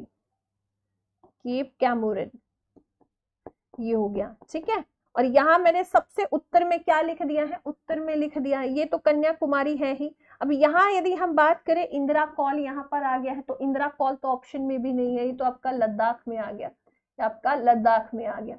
यहाँ यदि हम बात करें तो कौन सा हो जाएगा? इंदिरा पॉइंट। ये तो होगा नहीं क्योंकि केप कैमोरिन की बात नहीं हो रही है, इसमें कंफ्यूज करने के लिए दे दिया है, ये भी नहीं है। ये आपका कहाँ पर है? जो वो पॉइंट मैंने लिखा है कौन सा वाला है भाई? सबसे जो है आपका बनेगा दक्षिणतम बिंदु इंदिरा पॉइंट, जो कि कहाँ पर है? निकोबार द्वीप में पड़ता है। यही आपसे पूछा है, निकोबार द्वीप। क्योंकि क्या पूछा है? मुख्य भूमि अगर लिखता, दक्षिणतम लिखा है, अगर इनके बारे में हम बात करते तब आपसे कहता मुख्य भूमि में, है ना। ये क्या है? मुख्य भूमि में है, लेकिन ये सबसे दक्षिणतम है ये वाला पॉइंट। आंसर क्या आ जाएगा? ऑप्शन डी आ जाएगा, ठीक है। हाँ बिल्कुल सही होगा। अगले प्रश्न पर बढ़ेंगे। अगला है भारत का सबसे पूर्वी राज्य बताओ भाई। सबसे पूर्वी कौन नहीं बता पाएगा भाई? ऐसे देखो, इधर तो भाई जम्मू एंड कश्मीर हो जाएगा, है ना। इधर या लद्दाख कर दूं, ये बताओ कौन होगा इधर? इधर लद्दाख करूं कि जम्मू एंड कश्मीर? यहाँ तो गुजरात है ही, गुजरात। इधर आपका ये तमिलनाडु हो गया। हाँ, अगर यहाँ पर पूछता तब हम कहते हैं अंडमान निकोबार, अंडमान एंड निकोबार। इधर क्या आ जाएगा? इधर अरुणाचल प्रदेश, ठीक है। तो क्या आंसर कर देंगे? ऑप्शन ए को कर देंगे, ऑप्शन ए हो जाएगा, ठीक है। चल, ये तो बहुत ही इजी सा क्वेश्चन था, इसका आंसर करो आप लोग। सबसे उत्तरी किसे किया जाए? लद्दाख को कि जम्मू एंड कश्मीर को? कन्याकुमारी उत्तरी है, अच्छा जी। चल, इसका बताओ। भारत की सबसे बड़ी खारे पानी की झील, साथ ही में वो भारत की पहली, भारत की प्रथम क्या है? रामसर साइट भी है। रामसर साइट आर्द्र भूमि जिन्हें हम कहते हैं, है ना, आर्द्र भूमि भी है। और ये किस वर्ष शामिल की गई है? तो यहाँ हम कहेंगे वर्ष था 1981। क्या आ जाएगी? उड़ीसा। उड़ीसा में कौन सी है? क्या आंसर किया जाए? क्या चिल्का लेक कर दे? चिल्का झील, है ना। तो यहाँ से तो प्रश्न आए हैं, इसके अलावा यहाँ से भी प्रश्न पूछा गया है, ठीक है, चिल्का झील के बारे में। अगले प्रश्न पर बढ़ते हैं। अगला क्या कहता है? इनमें से कौन सी नीलगिरी पहाड़ी की सबसे ऊंची चोटी है? अब नीलगिरी जो है हम देखते हैं कहां पर है नीलगिरी, तो दक्षिण भारत में है ना। पहला पॉइंट कि दक्षिण भारत में है। और नीलगिरी जो है आपसे पूछ लिया जाए कितने राज्यों में फैला हुआ है, ये बताओ जल्दी से। इसका आंसर करेंगे जल्दी से। क्या आंसर करेंगे? देखो क्या दिया, अरमाकोंडा है, अनाईमुड़ी है, कालसुबई है, डोडा बेटा है। दक्षिण भारत में अगर आपसे पूछा जाए नीलगिरी पहाड़ी, इसकी सर्वोच्च चोटी, इसकी हाइट भी पूछी जा सकती है कि सर्वोच्च चोटी की ऊंचाई बताओ। तो क्या ऊंचाई हम आंसर करें? तो क्या आंसर यहाँ आना चाहिए ये भी बताएंगे, और यहाँ पर भी आंसर आना चाहिए, और यहाँ पर भी आंसर करेंगे। कितने स्टेट हो जाएंगे, ठीक है। चलो जल्दी से आंसर आ जाए भाई। 2637 7, ओके वेरी नाइस बेटा, बहुत बढ़िया। अरे भाई 8000 पे कौन चला गया है, इतनी ऊंचाई नहीं है ना। यहाँ ऊंचाई कितनी होनी चाहिए बेटा, बहुत दूर चले गए आप। तो 2637 किलोमीटर है, ठीक है। यहाँ पर जिन्होंने ऑप्शन डी किया है डोडा बेटा बिल्कुल सही है, ठीक है। अब यहाँ पर जब आपसे पूछेगा तो ये बताओ कि ये कितने राज्यों में फैली हुई है नीलगिरी पहाड़ी, तो राज्य क्या आंसर करोगे? क्या सिर्फ मैं तमिलनाडु लिखूं? क्या सिर्फ तमिलनाडु ही रहेगा या कोई और स्टेट भी लिखे जाएं? जल्दी से बताओगे आप सभी लोग। 1981 नहीं है बेटा, बहुत पीछे चल रहा है, कोई अभी चिल्का लेक पर ही है। इसका आंसर करो फटाफट, जल्दी से आंसर आना चाहिए कि भाई तमिलनाडु के अलावा और कौन सा स्टेट लिख दूं नीलगिरी पहाड़ी को लेकर। भाई सबसे ऊंची चोटी यहाँ पर ये है डोडा बेटा, ठीक है। अब ये बताओ, इसकी हाइट तो पता चल गई 2637 है, तो कितने राज्य आ जाए? केरल में भी है और कहां पर है? कर्नाटका में भी होगा कुछ, जल्दी से बताओ। क्या सिर्फ केरल ही है या कर्नाटका भी लिख दिया जाए कुछ? कितने राज्य पढ़े हैं, रिवीजन करो। केरल में भी है, ओके सिर्फ केरल ही आ रहा है, केरल में भी है। हाँ जी, हेलो सभी का स्वागत है, नमस्कार बच्चों। चलो आगे बढ़े, केरल, तमिलनाडु और कर्नाटका भी है। अगले प्रश्न पर बढ़ेंगे। इनमें से हमें बताना, ये इकोनॉमिक्स का प्रश्न है, किसी अर्थव्यवस्था में समग्र मांग का भाग नहीं होती है, ठीक है। क्या दिया है? निर्यात है, पूंजीगत माल है, जनसंख्या वृद्धि है और आयात है। अब देखो बात हो रही है किसी भी इकोनॉमी में समग्र मांग की। अब ये समग्र मांग से मतलब क्या है? तो समग्र मांग में हम कहेंगे कि जितने भी उपभोक्ता सामान है, सभी उपभोक्ता सामान जो है, जो हम मांगते हैं, वो हमारा मांग में आएगा। पूंजीगत सामान जो होता है हमारा, ये भी आ जाएगा इसी में ही। इसके अलावा हम कहेंगे कि हम कुछ निर्यात कर रहे हैं, वो भी आता है।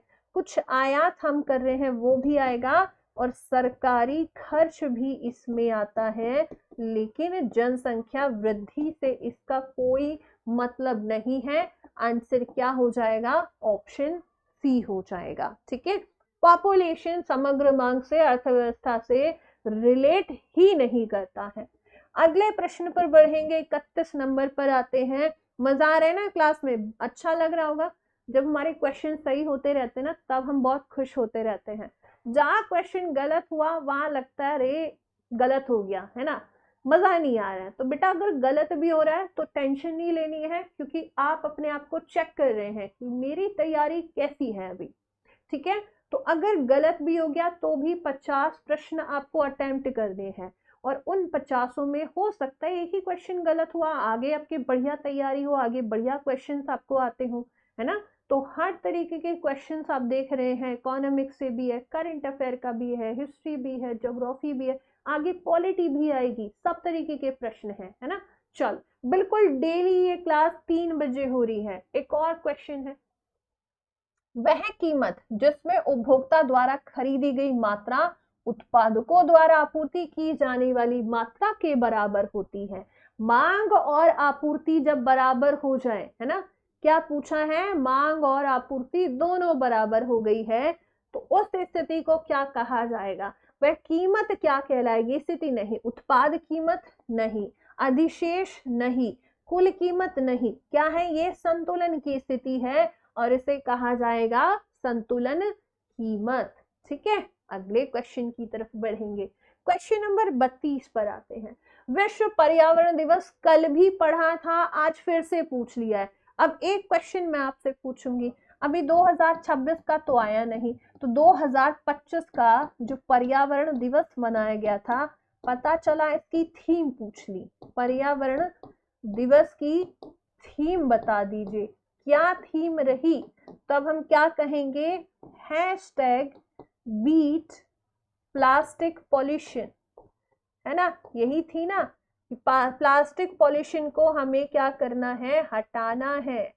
तो क्या आंसर हो जाएगा भाई यहाँ पर? 5 जून। पहली बार कब मनाया गया, ये भी पूछ सकता है कि प्रथम बार पर्यावरण दिवस कब मनाया गया। तो घोषणा तो इसकी 1972 में कर दी गई थी, है ना। घोषणा इसकी यूएनओ ने की थी वर्ष 1972 में, और पहली बार 1973 के 5 जून को प्रथम पर्यावरण दिवस मनाया गया था, है ना। याद है कल भी ये प्रश्न किया था। इसका मतलब है पर्यावरण दिवस की थीम और पर्यावरण दिवस पहली बार कब, घोषणा कब। क्वेश्चन कहीं से भी आ सकता है, ठीक है। हाँ बेटा, नाम है इनका 1614 आपकी आईडी है, ठीक है। तो बेटा यूपी के लिए जरूरी है वो, ठीक है। चलो अगले प्रश्न पर बढ़ेंगे। नृत्य शैली स्टैटिक जीके का क्वेश्चन है। चलो इसका आंसर करेंगे छरही। इसकी उत्पत्ति किस राज्य से हुई है? मिजोरम में तो हम पढ़ते हैं भाई ख्वालम या खुल्लम, है ना। ख्वालम करके या खुल्लम पूछ लेगा। बिहार दिया है, बिहार में कौन सा हो जाएगा? हिमाचल प्रदेश है, पश्चिम बंगाल है। तो क्या यहाँ पर हिमाचल प्रदेश कर दे? अब हिमाचल प्रदेश का वेरी वेरी इंपॉर्टेंट है, कौन सा बार बार पूछा जाता है, नाटी। नाटी बताओ ये किस स्टेट का क्या है, डांस है? यहाँ पर होता है धमान, है ना। यहाँ पर होता है छपेली। छपेली के अलावा और कौन सा होता है? झोरा, है ना। बट नाटी सबसे ज्यादा फेवरेट है। जब हम बात करते हैं भाई गोवा वगैरह की, तो गोवा में होता है फुगड़ी, है ना। फुगड़ी है, ठीक है, वेरी वेरी इंपॉर्टेंट है। अच्छा पश्चिम बंगाल का बताओ जरा, पश्चिम बंगाल में कौन सा होता है? जो उड़ीसा में भी होता है, ठीक है, जो छत्तीसगढ़ में भी होता है, और वो पश्चिम बंगाल में भी होता है। तो क्या यहाँ पर छऊ की बात हो रही है ना? इन तीनों स्टेट्स में छऊ परफॉर्म किया जाता है क्या? जब हम बिहार की बात करते हैं तो बिहार में कौन कौन से आ जाएंगे? तो बिहार में हम कहेंगे कि भाई यहाँ पर तो विदेशिया भी होता है, या तो जटा जटिन भी होता है ना, जटा जटिन भी होता है, ठीक है। तो यहाँ क्या आंसर होना चाहिए? बिल्कुल ऑप्शन सी हो जाएगा, हिमाचल प्रदेश। अगले प्रश्न पर आएंगे। एक और डांस पूछा है, मथुरी लोक नृत्य इनमें से किस राज्य से है? कल हमसे पूछा था बिरजू महाराज के बारे में, है ना। बिरजू महाराज किस डांस से रिलेट करते हैं? तो लोक नृत्य और आपके लिए सांस्कृतिक नृत्य दोनों पूछा जाएगा, ठीक है। चल इस पे आ जाओ। अब देखो यहाँ पर किसकी बात हो रही है? यहाँ मिजोरम दिया है, झारखंड दिया है, गोवा है और तेलंगाना है। डांस का नाम क्या है? मथुरी है, मथुरी, ठीक है। तो क्या आंसर यहाँ पर किया जाए कि भाई मथुरी आपका आंसर मैच हो जाए किससे? भाई हम कहेंगे कि भाई तेलंगाना की बात हो रही है। मथुरी कहाँ से रिलेट करेगा? तेलंगाना से। अब गोवा में तो एक तो सिग्मो फेस्टिवल होता है, बड़ा ही फेमस है सिग्मो। एक होता है भाई यहाँ पर फुगड़ी, है ना, कार्निवल भी होता है। अच्छा झारखंड के बारे में जब पूछा जाएगा तब हम क्या आंसर करेंगे यहाँ पर? जल्दी से बताओ भाई। छऊ तो यहाँ पर भी होता है ना, छऊ यहाँ पर भी होता है झारखंड। अच्छा पुरुलिया छऊ और एक कौन सा छऊ, 3 छऊ होते हैं, वो उड़ीसा नहीं था यहाँ पर। एक सेकेंड, ये उड़ीसा नहीं झारखंड होगा। हाँ ये उड़ीसा नहीं होगा, यहाँ पर आपका झारखंड हो जाएगा। झारखंड, छत्तीसगढ़ और पश्चिम बंगाल, है ना, ऐसे ही होता है ना।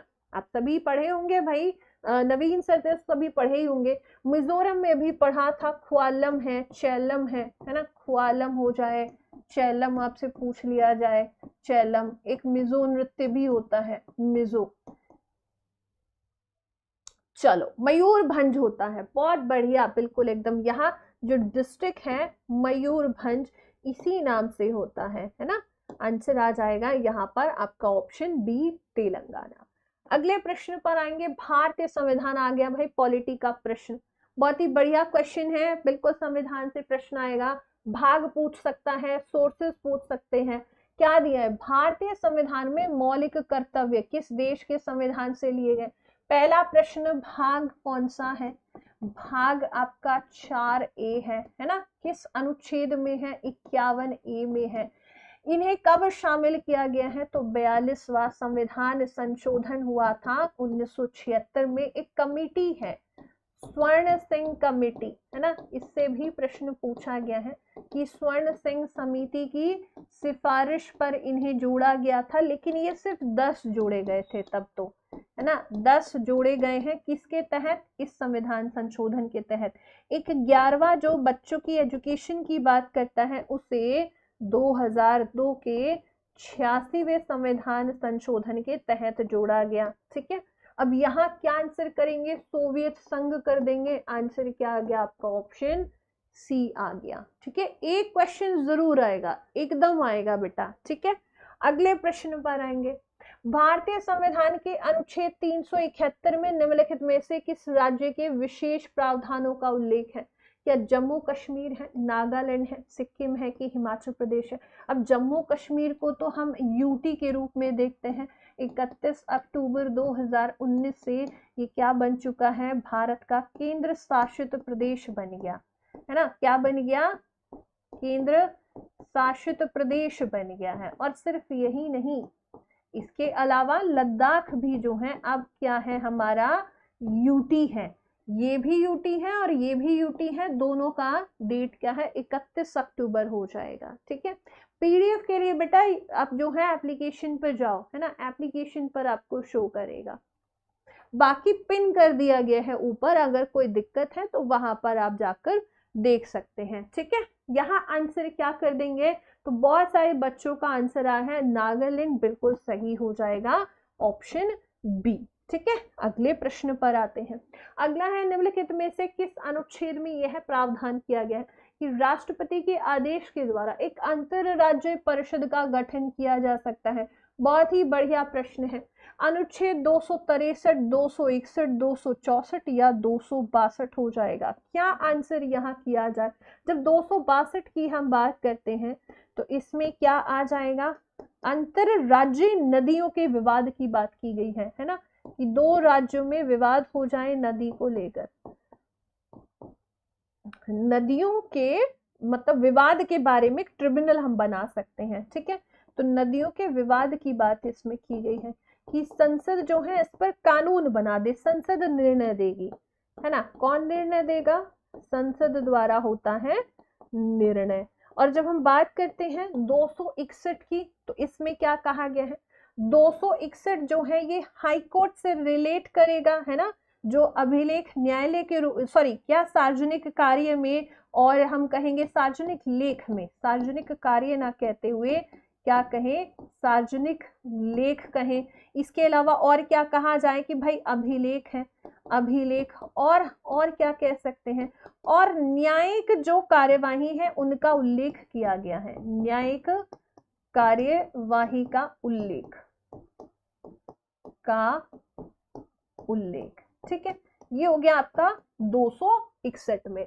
अब बचा क्या है, तो 263 या 264 है, आंसर ऑप्शन ए आ जाएगा भाई, 263 में है। ठीक है, चलिए बहुत बढ़िया। नहीं भाई, बहुत ही बढ़िया है, एकदम कोई दिक्कत नहीं है इसमें, है ना। चलो आगे बढ़े, चलो अगले प्रश्न की तरफ आते हैं। हाँ, 264 में एक बच्चा कह रहे हैं निर्वाचन है। अरे बेटा 264 में कहाँ निर्वाचन दिया गया है, आप लोग बताओ। यहाँ पर इलेक्शंस की बात तो 324 में हुई है ना। चलो अगले प्रश्न पर आते हैं। अगला प्रश्न क्या कहता है, भारतीय संविधान का कौन सा भाग है ऐसे व्यक्तियों की नागरिकता अधिकारों से संबंधित है जो पाकिस्तान से भारत प्रवास कर चुके हैं। सिंपल सी बात है, नागरिकता के बारे में कहाँ प्रावधान किए गए हैं, तो नागरिकता के बारे में भाग 2 है और अनुच्छेद 5 से 11 है। अब वो चाहे भारतीय नागरिकता कैसे ग्रहण की जाए उसके बारे में बात की जा रही हो, कौन कौन भारतीय नागरिकता ग्रहण कर सकता है, पाकिस्तान से कोई आया है, पाकिस्तान जाकर वापस लौटा है, कोई भी बात होगी तो हम क्या कहेंगे, भाग 2 5 से 11 के बीच में प्रावधान है। तो क्या दिया है, ऑप्शन जो है ए ही दे रखा है। इसमें इंडिया के एज ए यूनियन, भारतीय संघ की बात की गई है, भारत और उसके संघ और राज्य क्षेत्र की बात की गई है। इसमें क्या है, यहाँ पर आपके राज्य के नीति निर्देशक तत्व हैं और यहाँ क्या है, यहाँ पर आपके फंडामेंटल राइट्स हैं। ठीक है, अगले प्रश्न की तरफ आएंगे। हाँ, भाग बिल्कुल 2 होगा। अगला है, भारत के संविधान में मूल अधिकारों के किस आर्टिकल के तहत धर्म, नस्ल, जाति, लिंग या जन्म स्थान के आधार पर भेदभाव निषेध है। मतलब इन आधारों पर भेदभाव नहीं किया जा सकता है। कौन सा आर्टिकल कहता है? तो देखो भाई कौन कौन सा दिया है, 16 दिया है, जो कि बात करता है लोक नियोजन में, मतलब नौकरियों में समानता की, है ना। लोक नियोजन में आपको समानता की बात करता है। वैसे तो ये सभी समानता के अंतर्गत है। इसमें क्या है, इसमें अस्पृश्यता के अंत की बात की गई है। ठीक है, इसमें क्या कहा गया है, आंसर ऑप्शन ए आ जाएगा। और 14 क्या कहता है, विधि के समक्ष समानता, विधि के समक्ष समानता, यही है या कुछ और समानता की बात की गई है? आंसर क्या आ जाएगा, ऑप्शन ए आर। अब देखो बी भी किया है कुछ बच्चों ने, तो बेटा ये वाला क्या ये नहीं दिया है बी में? आर्टिकल 14 में क्या कहा गया है ये बताओ जल्दी से। क्या ये 14 गलत लिखा है मैंने? कानून के सामने हर कोई इक्वल है ना। इसमें क्या आ जाएगा, यहाँ पर ऑप्शन ए आएगा, आर्टिकल 15। ठीक है, अगले प्रश्न पर बढ़ेंगे। अगला है पटाखा। ये किस देश की मुद्रा है? करेंसी की बात की गई। जैसे भारत में चलता है रुपया, ब्रिटेन में क्या चलेगा, पौंड चलेगा, है ना। यूएसए की बात करें डॉलर चलता है, वैसे ही यहाँ बात की गई है। इसका आंसर बताओ, क्या आंसर आना चाहिए? एसएसटी के लिए कुछ स्पेशल पढ़ना हो बेटा, एसएसटी में भी तो यही सब होता है आपका। ठीक है मिश्रा जी, यही सब आता है, पॉलिटी है, हिस्ट्री है, इकोनॉमिक्स है, साइंस है, यही सब तो आता है। चलो चलो, क्लास की टाइमिंग बेटा मैंने आपको बता दी। इसका आंसर क्या करें हम यहाँ पर कि पटाखा के बारे में पूछा गया है, क्या आंसर आ जाएगा? जल्दी से आंसर करेंगे सभी लोग।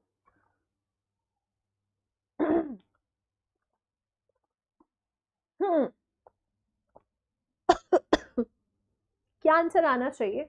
तो क्या यहाँ मकाऊ कर दिया जाए, है ना, मकाऊ कर दिया जाए कि भाई मकाऊ की बात हो रही है, मकाऊ में है पटाखा, है ना। अब आप देख लो भाई, जैसे भी याद करना हो। जब हम बात करते हैं मैक्सिको की, तो मैक्सिको में क्या आ जाएगा, यहाँ पर आएगा पैसो। इंडिया में है पैसो, पैसा, रुपया ना कि पैसा, है ना। मैक्सिको में है पैसो। लाओस की बात करेंगे तो यहाँ पर है किप। क्या है, किप है। जब हम बात करते हैं पनामा की, तो यहाँ दो मुद्रा चलती है। एक तो भाई यहाँ पर डॉलर चलती है ना, यूएस डॉलर जो है, यूएस डॉलर जो यूएसए में भी चलता है, और एक और है बालबोआ करके, बालबोआ। ये दो मुद्राएं हैं कहां पर, पनामा में। ठीक है, अगले प्रश्न की तरफ आते हैं। माले किस देश की राजधानी है? राजधानी बिल्कुल याद करनी है, याद करके जानी ही होंगी थोड़ी सी, क्योंकि क्वेश्चन आता है, ये स्टैटिक जीके वाला पोर्शन है। क्या दिया है, मलेशिया, मालदीव, मॉरिशस और लक्षद्वीप। अब लक्षद्वीप को कौन भूलेगा भाई, क्या कावा रत्ती कर दूं? क्या ये ठीक है? अब दिया है मॉरिशस, तो इसकी राजधानी तो पोर्ट लुइस है। इसकी राजधानी तो भाई पोर्ट लुइस हमने पढ़ी है। अब मलेशिया की राजधानी क्या कल की क्लास में भी थी, है ना, कल हमने पढ़ा था कुछ, भाई बताओ जल्दी से। तो क्या ये मलेशिया की राजधानी है? मालदीव की राजधानी क्या है, माले है। आंसर आ गया सी। अब मलेशिया की राजधानी कल भी मैंने आपको बताई थी, क्या क्या कुआलालंपुर है? नहीं, कल ये नहीं पढ़ा था, कल कोई और देश की राजधानी की बात हो रही थी। मलेशिया की राजधानी है कुआलालंपुर, है ना। चलो अगले क्वेश्चन पर आएंगे, क्वेश्चन नंबर 42 पर बढ़ते हैं। जिन्होंने चैनल सब्सक्राइब ना किया हो बिल्कुल कर लेना। सुबह से लेकर शाम तक, मतलब दोपहर 3 बजे तक आपकी बीएड की क्लासेस हो रही हैं। टाइम टेबल एक बार फिर से देखेंगे क्लास एंड होने के बाद, ठीक है। और डेली क्लास आपकी ये 3 बजे शुरू होती है, आपको एग्जैक्टली 3 बजे आ जाना है ना। आज तो थोड़ी देरी हो गई, बाकी और दिन देरी नहीं होगी। डेली 3 बजे आपकी क्लास हो रही है बेटा, ठीक है। चलो आगे बढ़ते हैं, अगले प्रश्न पर आएंगे। पवित्र शहर मक्का, ये कहाँ स्थित है? यूएई में है, सऊदी अरब में है, कतर में है और अबू धाबी। अभी आपको याद रखना, ईरान और साथ ही में स्ट्रेट ऑफ हॉर्मुज वाला जो पूरा रीजन है ना, फारस की खाड़ी, ओमान की खाड़ी, ओमान कहाँ है, जो है और देश कहाँ है, ईरान का है, यूएई, ये सब थोड़ा सा मैप में जरूर देखकर जाना है, ठीक है। चल अगले क्वेश्चन की तरफ आते हैं। तो क्या आंसर करेंगे, क्या सऊदी अरब आंसर आ रहा है सबका? आंसर, अरे भाई यूएई कौन कौन किया है भाई यहाँ पर, यूएई कैसे है, मक्का मदीना, बिल्कुल एकदम सही बात कर रहे हो बेटा। तो यहाँ आंसर ऑप्शन बी आ जाएगा, है ना, सऊदी अरब है। अच्छा यहाँ पर कुछ और भी हमने पढ़ा है क्या, काबा तीर्थ कहाँ पर है, काबा तीर्थ यहीं पर है ना। एक और जो है यहाँ पर मस्जिद है, मस्जिद अल हरम करके, है ना, मस्जिद अल हरम है, वो भी यहीं पर है। ठीक है, अगले प्रश्न की तरफ आते हैं, क्वेश्चन नंबर 43 की तरफ। दबाव को किससे मापा जाएगा भाई बताओ, बहुत ही बढ़िया प्रश्न है ना। एग्जाम कब तक होगा, अभी देखो देखते हैं एग्जाम के बारे में, अभी कोई एग्जैक्टली कोई कंफर्मेशन नहीं है, मई तक चांस है 31 मई को हो, है ना। चलो आगे बढ़ेंगे, अगले प्रश्न पर आएंगे। रिवीजन करो, जिसको ना समझ में आ रहा हो, ये प्रश्न आपके पूछे गए हैं 2024 में पूछे गए प्रश्न हैं, ठीक है, उन्हें ही अभी हम सॉल्व कर रहे हैं। बताओ भाई, दबाव की बात की जा रही है, प्रेशर को कैसे मेजर किया जाता है, तो फॉर्मूला क्या है अगर आपको याद हो तो यहाँ पर अगर हम ऐसे लिख दें भाई, दाब बल बटे क्षेत्रफल अगर हम कर दें, है ना, बल बटे क्षेत्रफल यदि हम कर दें तो क्या आ जाएगा, इसकी यूनिट क्या है, इसकी इकाई क्या होती है, तो क्या इसको पास्कल लिख दें, है ना, पास्कल, या इसे हम एक और चीज लिख सकते हैं, न्यूटन प्रति मीटर, है ना, न्यूटन प्रति मीटर स्क्वायर होता है। तो क्या दिया है यहाँ पर, बल एवं क्षेत्रफल, आंसर क्या आ गया, ऑप्शन सी आ गया, है ना, आंसर आ गया सी। चलो रीजनिंग की क्लास बेटा सुबह में 10 बजे होती है। सेल्सियस और केल्विन तापमान के बीच में क्या संबंध है, ये भी बढ़िया प्रश्न है। क्या दिया है, 37 डिग्री सेल्सियस के बराबर होता है 273 केल्विन, 0 डिग्री के बराबर 273 केल्विन है, 98.6 डिग्री सेल्सियस के बराबर होता है 273, या 0 के बराबर होता है, मतलब केल्विन के बराबर 273 डिग्री सेल्सियस होता है। तो ये तो बहुत ही बढ़िया प्रश्न है, क्या आंसर आना चाहिए यहाँ पर, कहेंगे भाई ऑप्शन बी को कर दें क्या, बताओ देखते हैं कौन इसका आंसर करेगा, जल्दी से बताएंगे। तो क्या बी को किया जाए, बी क्या होगा, एकदम सही होगा, है ना, क्या होगा, 0 डिग्री सेल्सियस के बराबर होता है 273 केल्विन। अब इसमें बहुत सारे बच्चे ए के साथ भी जा रहे हैं, बेटा ए क्यों कर रहे हो सब लोग, अरे भाई इसमें तो ABCD हो गया है ना, तो ये तो पूरा ही उल्टा हो गया। तो यहाँ पर जो बी वाले हैं, बी एकदम सही है ना, स्कूल वाला प्रश्न पूछ लिया, ये तो एकदम स्कूल वाला है भाई, स्कूल में भी पढ़े होंगे, इसीलिए कहते हैं स्कूल में ठीक से पढ़ लो, नहीं तो बाद में यही सब पढ़ना होता है। जब हम पढ़ाई की शुरुआत करते हैं कॉम्पिटिटिव एग्जाम की, तो हम 10-12 की एनसीईआरटी से शुरू करते हैं, तो अगर 10-12 में बढ़िया तरीके से पढ़ लो, है ना, 9 से अगर सही से पढ़ लो तो ये सारी चीजें दोबारा से ना पढ़नी पड़े, है ना। चलो अगले क्वेश्चन की तरफ आएंगे, क्वेश्चन नंबर 45 है, ध्वनि तरंगे किसमें यात्रा नहीं कर सकती हैं। ये क्वेश्चन भी उसी समय मतलब स्कूल में ही पढ़ाया जाता है, अगर टीचर ने बढ़िया से पढ़ाया, बच्चा ढंग से पढ़ ले तो सारी चीजें क्लियर रहती हैं, है ना। चलो इसका आंसर करेंगे फटाफट से, क्या पूछा है, ध्वनि तरंगों को जरूरत होती है माध्यम की, है ना, पहली बात हम क्या पढ़े थे इसके बारे में कि इन्हें माध्यम की जरूरत होती है ना, कोई माध्यम चाहिए जिसमें ये चल सके भाई, है ना, पहली बात। अब ये जो है पानी में यात्रा कर लेंगी, पानी में जल सकती हैं, ये जो है हम कहेंगे कि भाई स्टील में भी यात्रा कर लेंगी, स्टील में भी कर लेंगी, लेकिन ये निर्वात में नहीं करेंगी, है ना, वायु में तो कर लेंगी, पानी में कर लेंगी, लेकिन वैक्यूम जो खाली स्थान होता है उसमें नहीं कर सकती हैं। ये बहुत ही अच्छा प्रश्न है, हो सकता है आगे आपसे पूछ लिया जाए कि सबसे अधिक चाल इनकी कहाँ पर होती है, मतलब कि ध्वनि तरंगों की सर्वाधिक चाल, ये पूछ लिया जाए सर्वाधिक चाल किस माध्यम में होती है, तब हम क्या कहेंगे, सर्वाधिक होती है ठोस में, है ना, क्योंकि इनके अणु आपस में जुड़े होते हैं। ठीक है, चलो अगले प्रश्न की तरफ आएंगे। अगला क्या कह रहा है, किसी भी पदार्थ के एक मोल में मौजूद कणों की संख्या ये कितनी होती है ना, जल्दी से बताएंगे। यहाँ से प्रश्न पूछा गया और इस संख्या को, ये 1 मोल की जो संख्या है, इसे एक और नाम दिया जाता है, एवोग्रेडो संख्या, है ना, यही तो कहा जाता है, एवोग्रेडो संख्या के नाम से भी जाना जाता है।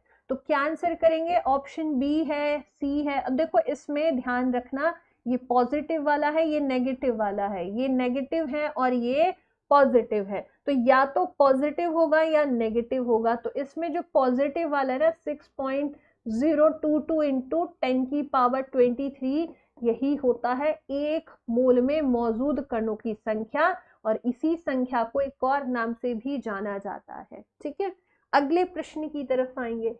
अगला क्या कहता है कि 150 ग्राम पानी में 50 ग्राम चीनी घोलकर बना दिया है विलयन, इसका मास प्रतिशत के जरिए मास का सांद्रण क्या होगा? वैसे भी गर्मी आने वाली है ना, और गर्मी में खूब चीनी पानी का घोल बनाओगे आप लोग। अब बना दो भाई, यहाँ पर कितना प्रतिशत निकल आएगा, मास परसेंटेज हमें बताना है। तो क्या करोगे भाई आप? अब आप कहोगे भाई विलायक यहाँ पर क्या है, हमारा विलायक है इसमें पानी, है ना, और इसमें घुलने वाली चीज जो कि विलयन है वो क्या है, वो है चीनी। अब दोनों का प्रतिशत कितना है? एक है 150 ग्राम, है ना, ये 150 ग्राम है, दूसरा कितना है? 50 ग्राम है। अब इसको कैसे निकालेंगे? हम क्या करेंगे कि भाई लिख देंगे कि द्रव्यमान प्रतिशत सांद्रता हमें निकालनी है, वही तो पूछा है, मास के बारे में पूछा है। तब हम क्या करेंगे कि विलेय को ऊपर लिख देंगे कि विलेय का द्रव्यमान कितना है। अब विलेय क्या है भाई, यहाँ पर हमारे पास, मतलब ये कैसे निकलेगा, कुल द्रव्यमान कैसे लिखेगा? पहले इन दोनों को जोड़ दो, यहाँ से कुल द्रव्यमान निकालेंगे पहले तो, है ना, कुल द्रव्यमान निकालेंगे। कुल द्रव्यमान कितना आ गया? 150 प्लस कितना है भाई, 50, 150 प्लस 50 है, आ गया 200 ग्राम, है ना। अब 200 ग्राम को किससे डिवाइड कर दे? तो भाई यहाँ पर जो है, ये जो हमारा विलेय है, विलेय क्या, हमारा विलेय का द्रव्यमान है 50 ग्राम, तो ये आ गया विलेय का द्रव्यमान। ठीक है, उसके बाद हम क्या करेंगे, कुल जो हमारा द्रव्यमान है, ये वाला विलयन का कुल द्रव्यमान नीचे लिख दो, मतलब 200 ग्राम को नीचे लिख दो, विलयन का कुल द्रव्यमान, कुल द्रव्यमान, और इंटू कर दो 100% के लिए, कितना आ जाएगा बताओ भाई। मैथ्स तो सभी लोग पढ़ ही रहे हैं, तो क्या इसको काट कर जो है यहाँ पर हम क्या कर दें भाई, सीधा सिंपल सा है, क्या 25% आ रहा है? बताओ भाई, देखते हैं किसका मैथ्स कितना बढ़िया है। आंसर सी कर देंगे, है ना। इसको काटा हमने और यहाँ से 4 और 4 से काट दिया इधर, तो कितना आ गया? 25% आ गया। ठीक है, चलो अगले प्रश्न पर आएंगे। 48वां क्वेश्चन है, हीनता जन्य रोगों, डेफिशिएंसी डिजीज के संदर्भ में रिकेट्स किसकी कमी के कारण होता है? विटामिन सी है, विटामिन ई है, विटामिन डी और B12। इसका मतलब है साइंस में विटामिन पढ़ के जाना है ना, विटामिन एकदम पढ़ के जाना, किस विटामिन की कमी से कौन सा रोग होता है, यहाँ से एक प्रश्न जरूर आएगा। पूछा क्या है, आप लोग मुझे बताओगे विटामिन डी का साइंटिफिक नेम, है ना, जो साइंस में इसका नाम पूछ लिया जाता है वो आप बताओगे। या आंसर क्या आ जाएगा? ऑप्शन सी आ जाएगा, विटामिन डी आ जाएगा, है ना। प्रश्न जरूर आना है। अब बताओ इसका केमिकल नेम जो कहते हैं हम, कैल्सीफेरॉल होगा। ओके भाई, बहुत बढ़िया। एक बच्चे का टोकोफेरॉल कौन किया है भाई? विटामिन सी से स्कर्वी होता है। मैथ्स नहीं आता है तो थोड़ा बहुत तो आना चाहिए। तो क्या यहाँ पर जिस बच्चे ने आंसर किया है, तो ये बताओ क्या इसको कैल्सीफेरॉल कर दें, है ना, क्या आंसर कर देंगे? कैल्सीफेरॉल कर देंगे, है ना। इसकी कमी से क्या होता है? रिकेट्स होता है। अब कहते हैं धूप लो, है ना, धूप ले लो। अब धूप में जाकर हमारी बॉडी के अंदर ही जो है ये विटामिन होता है वो एक्टिवेट हो जाता है। ठीक है, अगले क्वेश्चन की तरफ आएंगे। अगला है, निम्नलिखित में से कौन सा एक जीवाणु जनित रोग है? जीवाणु से होने वाला रोग है, बैक्टीरिया से होने वाली डिजीज है। हिंदी में ना समझ में, इंग्लिश में देखो। कंठमाला है, खसरा है, छोटी चेचक मतलब चिकन पॉक्स है, या फिर डिप्थीरिया हो जाएगा। तो टिटनेस की जब हम बात करते हैं, टिटनेस पूछा जाता है तो वो हमारा किससे होगा, टेटोनी से होता है। हैजा की यदि हम बात करें तो विब्रियो कैलोरी से होता है। इसके अलावा और भी कई सारे पूछे जाते हैं, तो बिल्कुल अपना अच्छे से पढ़ के जाना कि जीवाणु जनित रोग कौन से हैं, और अब से दूसरा वाला जो पूछे जाते हैं एक दूसरे से वायरस से होने वाले रोग कौन से होते हैं। तो यहाँ आंसर किसे करेंगे हम, ऑप्शन डी को कर देंगे, ये बैक्टीरिया जनित रोग हो जाएगा। अब इसमें भी पूछ ले तो यहाँ पर कौन सा आएगा, तो बताओ जल्दी से कौन सा यहाँ पर आंसर करे भाई, जीवाणु, कौन सा जीवाणु हो जाएगा, ये आप लोग बताओगे। साइंस तो पढ़ ही रहे हैं कुछ बच्चे, किस जीवाणु से ये होता है, जीवाणु जनित है तो किस जीवाणु से ये रोग होता है, ये प्रश्न भी पूछा जा सकता है। अरे भाई डिप्थीरिया होगा ना, है ना। तो यहाँ डिप्थीरिया के बारे में मैंने आपसे ये पूछा है कि ये बताओ ये किससे हो रहा है, ये तो वायरस से हो रहा है भाई। अगर खसरा की बात करें, चिकन पॉक्स की बात करें, मम्स की बात करें, ये सभी किससे हो रहे हैं, ये सभी आपके जो हैं यहाँ पर आप कहोगे वायरस जनित रोग हैं। कई बार पूछ लेते हैं ना कौन सा वायरस जनित रोग है, तो ये सभी वायरस जनित रोग हैं, ठीक है। ये बैक्टीरिया से, जीवाणु से होने वाला है। चलो जल्दी से आंसर करो भाई, कौन सा जीवाणु होगा, जो साइंस पढ़ रहा है वो बता दे फटाफट से। पौधों का, ये अंतिम प्रश्न है आपका, पौधों का नर प्रजनन अंग कौन सा होता है, वृतिका है, वृतिकाग्र है, अंडाशय है, या पुंकेसर हो जाएगा। ये भी अच्छा प्रश्न है। चलो देखते हैं इसका आंसर सबसे पहले कौन करता है। तो क्या आंसर करें, यहाँ पर पुंकेसर कर देंगे, ऑप्शन डी को कर देंगे कि पौधों में जो नर प्रजनन अंग होता है वो होता है पुंकेसर, ठीक है। चलो बहुत बढ़िया, एकदम बढ़िया, क्वेश्चन के आंसर सबके आए हैं। लास्ट में क्या क्या करो, अपने 50 में से ये देख लिया करो कि कितने प्रश्न मेरे सही हो रहे हैं। डेली ये बढ़ते रहना चाहिए, गलत नहीं करने हैं। ये आज मेरे 40 सही हुए हैं तो कल मेरे 42, कल मेरे परसों मेरे 45, ऐसे आंकड़ा बढ़ना चाहिए, ठीक है। रिवीजन करते जाओ, अगर गलत हो जाए तो उसके लिए क्या करना है, उसके लिए रिवाइज करनी है चीजें, ठीक है।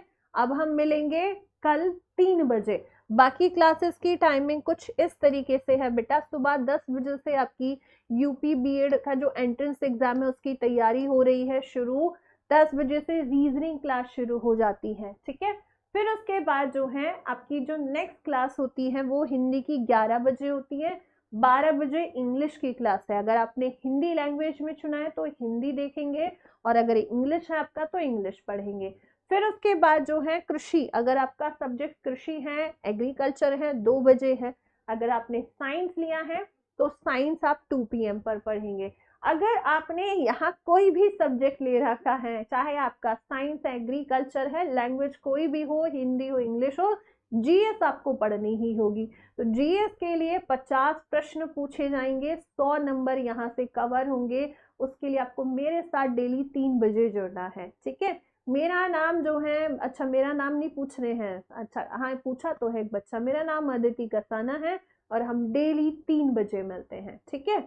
चलिए तो बिल्कुल एकदम बने रहो, हम डेली 50 क्वेश्चन कर रहे हैं। ये 50 क्वेश्चन आपकी तैयारी के बारे में बता देंगे कि आप कितना पानी में है और अभी कितना और पढ़ना है, ठीक है।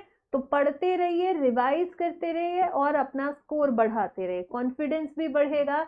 इस तरीके के क्वेश्चन सेशन में बने रहोगे तो आपको पता चल जाएगा कि भाई मेरा भी तैयारी कितनी बढ़िया हो चुकी है और अभी कितना और पढ़ना है मुझे। तो समय रहते ही आप अपनी तैयारी और बढ़िया कर लेंगे, ठीक है। चलिए तो क्लास को शेयर करना बिल्कुल ना भूले, अपने सभी दोस्तों को बता देना है कि 3 बजे जीएस की क्लास हो रही है। बाकी क्लासेस की टाइमिंग आपको मैंने बता ही दी है, ठीक है।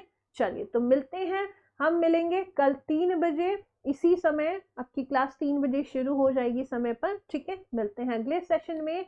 जय हिंद, जय भारत।